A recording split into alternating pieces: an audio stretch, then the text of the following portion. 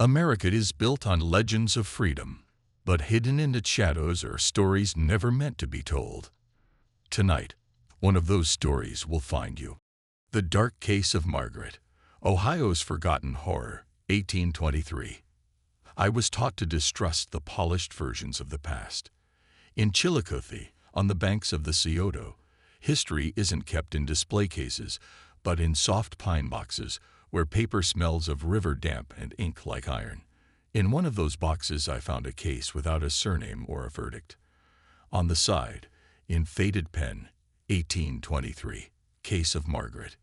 Inside, a court clerk's notebook, several sheets of testimony, and a narrow roll of linen tied with white thread.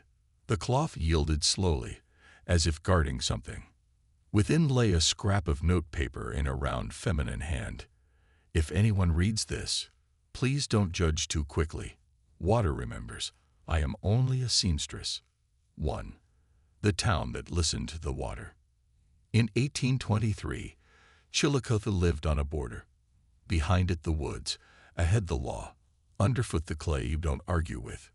Toward evening, the smoke from stovepipes turned the same color as the fog over the Scioto. At market they sold dry apples, salt, bullets, and thread. Everything that keeps a house and a life from coming apart. Rafts moved along Paint Creek. Boys traced maps of future wars with sticks in the silt of the shallows. That spring a woman appeared in town. Her name was simply Margaret. Irish, slight, light-eyed, with hands that remembered work. People said she'd come with a certain Dr. Lemuel Carter. By autumn, she was alone. The doctor died of marsh fever, the name then for any death that carried the smell of damp. Margaret rented a room on Market Street from a widow named Mueller, helped the midwife Mary Rhodes, mended caps, and left before talk could rise up on tiptoe. The first alarm came from the graveyard.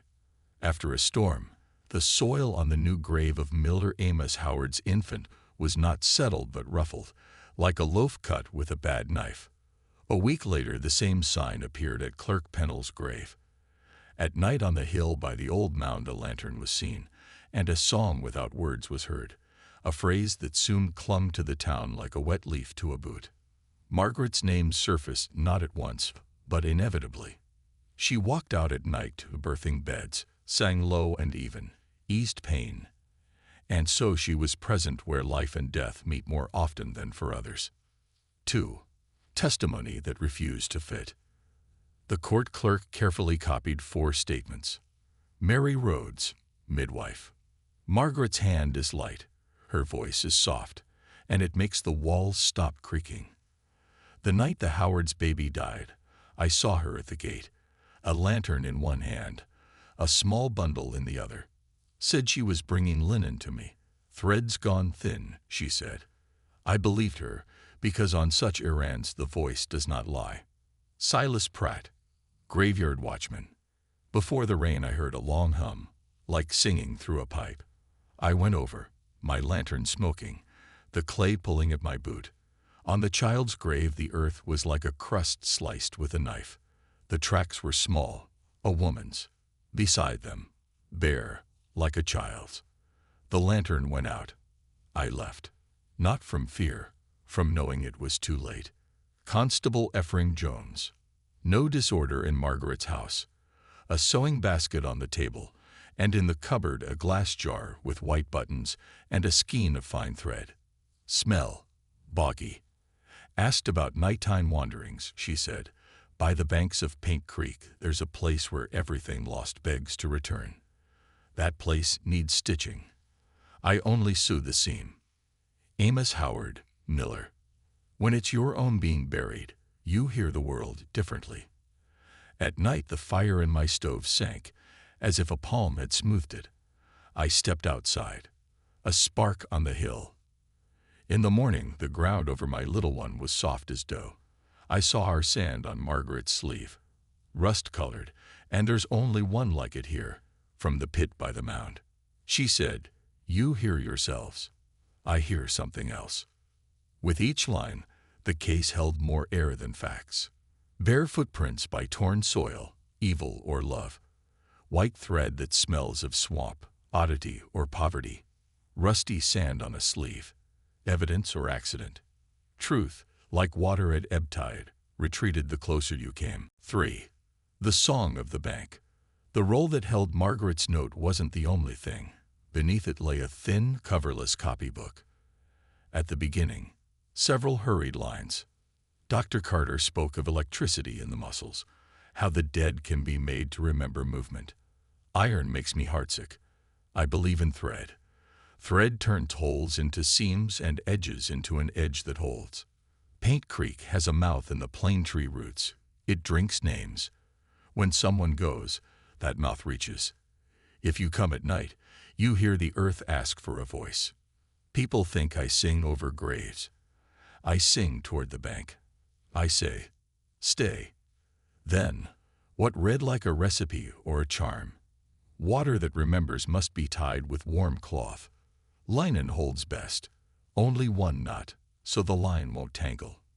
Lay the knot on the slit between the planks of the platform and say quietly, you are not an opening. You are a seam. Sit.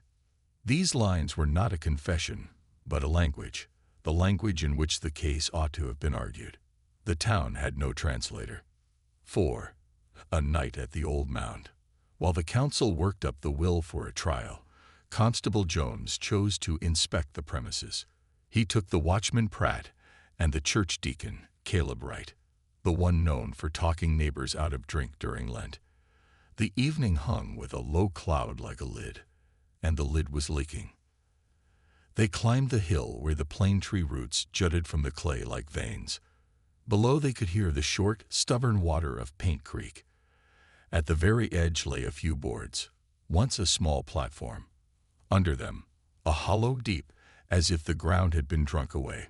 Jones wrote, a hum beneath the planks. Watchman says, burrow. Deacon says, it breathes. That was where Margaret met them. No lantern, hair loose and wet to the shoulders. You wanted to see, she said. Look while the water isn't higher. Jones raised his lantern. The light fell on her hands, in her right. A strand of white thread, soaked like a fish's whisker. Don't come close, she said.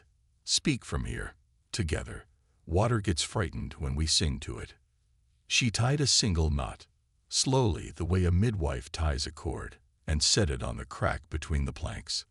Then she let out a low, wordless tone to which the roots seemed to answer. Or so it seemed to me when I read it, though the clerk noted. A low hum heard, like an organ pedal. The deacon took it up, barely, shy at first, then steadier. The watchman stood still, eyes on earth, palm on the cross. When Margaret said sit, the water seemed for an instant to lean back. But the storm mounted, and Paint Creek opened like a mouth with its lace undone. The boards buckled. The knot slid into the dark. Jones, a practical man, barked back, and the three of them stepped away. Margaret stayed at the edge, drenched, helplessly obstinate. We need one more knot, she said, and people who aren't afraid to talk to water. 5. There was no trial. By morning the town was fighting not a culprit but a flood, saving sacks of flour, fishing casks, and chickens out of the street. When the water withdrew, they found at the clay's lip a crumpled scrap of linen with a tight knot. No one cared to say aloud whose it was. The record got an austere addendum. Margaret failed to appear, whereabouts unknown. On the margin, in the clerk's hand, a postscript. By moonlight, a woman was seen on the bridge, level, knee-deep, holding something white, singing. The clerk struck through singing and wrote standing above it. Then he crossed that out and returned singing. So it sometimes goes. You cannot leave truth alone, and you are frightened to correct it. There was no formal sentence. The council wavered. Suspicious, sacrilege, steals bodies for the doctors. But by Christmas people were talking of other things. A new wagon train with iron, a promise to repair the bridge, the school's need of a teacher. The town chose forgetting. It is easier than understanding. 6. What the water remembers. I stepped outside to the river. The Scioto ran in a wide, sensible line. Below, Paint Creek still mucked stubbornly at the roots. I didn't hear the song. At least not the one Margaret wrote about. But I understood something else. The silence here is thick as cloth. In it, it is easy to knot someone's life and lay it on the bottom. Toward evening, as I was closing the notebook, I found another sheet. Unsigned, the same rounded hand. If I'm asked what I did, I'll answer, mended. There are places that come apart with every rain. They lack only one thing, that someone whose hands remember knots should stop and say quietly, don't unravel. I didn't make it in time. If my threads are found, tie them yourselves. Whisper to the water, you are not an opening. You are a seam. Next to those lines lay the very skein of white thread I had begun with. I'm not superstitious, but I couldn't bring myself to untie it. 7. Inheritance. In the morning, a history teacher came by the archive. Miss Mary Ellis, a woman with serious eyes and a packet of old newspapers. You're on the case with no surname, she asked. In our family, there's a story about Margaret's knot. When the river came up the steps, my grandmother tied a knot in a handkerchief and set it on the sill. She'd say, let the water forget the way to our house. Children laugh. But I've heard, once or twice, the wet board below give a little sigh as if it remembered its manners. She took a handkerchief from her bag, thin, bleached, with a tiny knotted corner. I raised it to my face and caught the archive's familiar scent. Paper, time, and water. There's no official record of a flood in 23, Miss Ellis said. Nothing on the list that hangs in the library. But children who camp by Paint Creek still whisper about the song without words.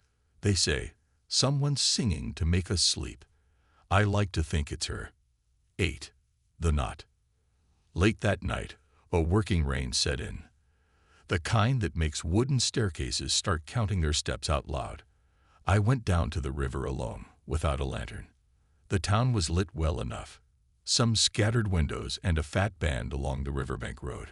By the plane tree roots the air smelled of clay, wet bark, and something iron. I took the thread from my pocket, the one from the box. I tied a single knot, in memory of the woman who was given no name in court. I set the knot at the edge of the vanished platform, just on the clay, where people leave coins and secret promises, and said almost without sound, sit. Nothing happened. The water didn't fall. The clouds didn't part. Only below, where the shoal runs like a scar, a damp twig cracked, short, certain, like the yes of someone who has hesitated for a very long time. 9. Postscript without a verdict. In the morning, the custodian found one more paper for me, a strange leaf once walled up in a niche of the town hall. In a child's hand. Margaret said, the water is afraid too, especially when we sing to it. No date, no name. But I no longer doubted it belonged to the same pattern. I put the thread back in the box and asked Miss Ellis to take it. Not to a museum. Museums prefer their objects dead. This one seemed better alive, passing from hand to hand, from window to window, small, helpless, a little foolish, and a knot all the same. What frightens me in this story is not the woman with a lantern in the graveyard. It's the hollow under the planks, the place where, for centuries, what we love slips away. Names, lullabies, small bones, soft earth, and something else, the ease with which the town chose to forget, to avoid arguing with the river, to ignore another's low voice, to refuse to admit that sometimes the work is not to judge but to stitch. There was no court. There is no sentence. There is only a notebook where silence is heavier than facts, and a thread that smells of bog. There is a town where children still hear a song without words.